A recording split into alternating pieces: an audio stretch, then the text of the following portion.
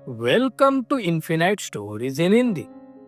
आप सभी लोगों का हमारे चैनल पर स्वागत है। आज की इस वीडियो में हम श्री मानिक प्रभु महाराज, एक दिव्य अवतार जो दत्तात्रेय के तीसरे अवतार भी माने जाते हैं, उनके बारे में जानेंगे। तो चलो हम इस वीडियो को शुरू करते हैं। शके 1739 मैसूर राज्य के कल्याणी गांव में मनोहर पंत नाइक और बाईजा ये एक दत्त भक्त दंपति रहते थे। एक रात भगवान दत्तात्रेय ने उन्हें दर्शन देकर कहा, मैं तुम्हारे घर मानिक नाम से अवतार लूंगा। थोड़े ही समय में बाईजा ने एक तेजस्वी पुत्र को जन्म दिया, जिसका चेहरा सात्विक, नजरें करुणामयी और स्वरूप आकर्षक था। उसका नाम रखा गया मानिक। मनोहर पंत एक नवाब के विश्वस्त अधिकारी थे। घर में समृद्धि थी। मानिक के शरीर पर रेशमी वस्त्र, सोने चांदी के गहने और चेहरे पर दिव्यता देखकर हर कोई मंत्रमुग्ध हो जाता था। 7 साल की उम्र में उनका उपनयन संस्कार मुंज हुआ। जैसे ही उन्हें गायत्री मंत्र की दीक्षा मिली, उन्होंने बिना सिखाए सभी ब्रह्म कार्य स्वयं उच्चारित कर दिए। सभी पंडित और ब्राह्मण चकित रह गए। ये तो स्वयं दत्तात्रेय का अवतार है, ऐसे कह उठे।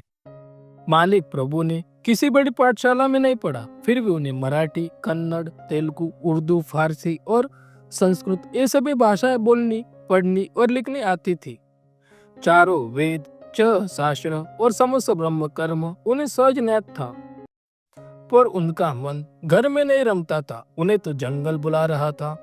वे बंटार के जंगल में जाकर एक गुफा में 1 वर्ष तक ध्यान साधना में लीन रहे। जब वे लौटे तब उनके चेहरे पर दिव्यता और बढ़ चुकी थी। लोग उन्हें दैवी योगी कहकर पूजने लगे। अब वे रोज भजन, कीर्तन, कुरान पाठ करते और हर धर्म को सम्मान देते। प्रवचन और कीर्तन के माध्यम से वो लोगों की समस्याएं भी हल करते। एक बार जंगल में खेलते समय उनका एक मित्र तेज बुखार से मर गया। सभी लड़के घबरा गए। मानी प्रभु ने मंत्रों के प्रभाव से उसे जीवित कर दिया। ये उनका पहला बड़ा चमत्कार था।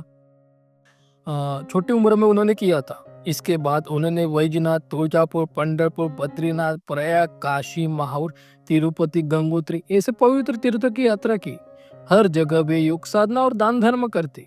रामेश्वर से लौटते समय हुमनाबाद में 2 नदियां के संगम के पास उनका मीनारत कांटों में अटक गया। वे नीचे उतरे और एक पत्थर पर बैठ गए और प्रवचन देने लगे। लोग इकट्ठा हुए, प्रभावित हुए और विनती की, प्रभु यही रुके और यही रहिए। वहीं पर उन्होंने एक झोपड़ी बनाई। धीरे धीरे वहां भक्तों की बस्ती बसने लगी और वह स्थान कहलाया मानिक नगर। गुरु गंगा और विरजा नदी के किनारे भव्य दत्त मंदिर, विशाल अन्न छत्र, सुंदर झोपड़ियां और घर, गणेश, हनुमान, शिव मंदिर सब अस्तित्व में धीरे धीरे आया। मालिक नगर में हर दिन प्रभु का दरबार लगता। वे रेशमी वस्त्रों में, सिर पर मिंदिल, गहनों से सजे हुए गादी पर विराजमान होते। सामने भक्तों की भीड़ होती। वे सबके खुशहाल पूछते, दुख दूर करते और जब कोई जरूरतमंद आता तो वे गादी के नीचे से पैसा निकाल कर उसे देते। हजारों लोगों के भोजन की व्यवस्था रहती। और ये धन कहाँ से आता ये कोई नहीं जानता था। दत्त जयंती मानिक नगर में सबसे बड़ा उत्सव होता।